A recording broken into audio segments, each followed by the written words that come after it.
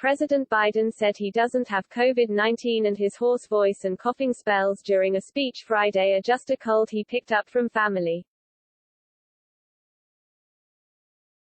Biden spoke in a strained, hoarse voice during a Friday speech about the disappointing jobs report, and coughed multiple times.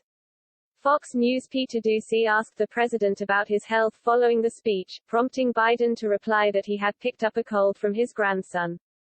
"I'm okay, I have a test every day, a COVID test. I have been checking for all the strains. What I have is a 1.5-year-old grandson, who had a cold, who loves to kiss his pop," Biden said. White House physician Kevin O'Connor released a letter later in the day with the permission of the president that confirmed Biden's self-diagnosis. As is readily apparent, President Biden is experiencing some increased nasal congestion this week, O'Connor wrote.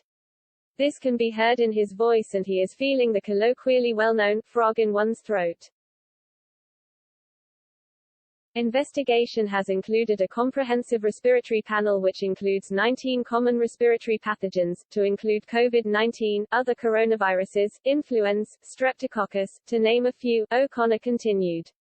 All of these tests were negative. Including the above, he has been tested for COVID-19 3 times this week.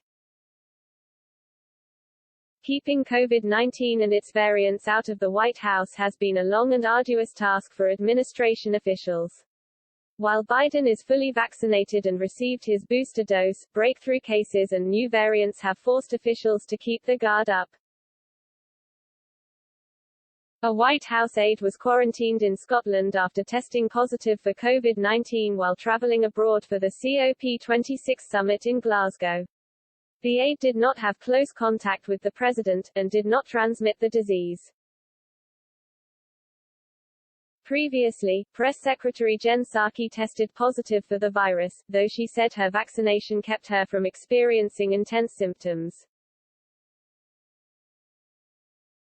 Biden, who is 79 years old, is at high risk of complication from the virus, according to the Centers for Disease Control and Prevention. Older adults are more likely to get very sick from COVID-19. Getting very sick means that older adults with COVID-19 might need hospitalization, intensive care, or a ventilator to help them breathe, or they might even die, the CDC states. The risk increases for people in their 50s and increases in 60s, 70s, and 80s. People 85 and older are the most likely to get very sick.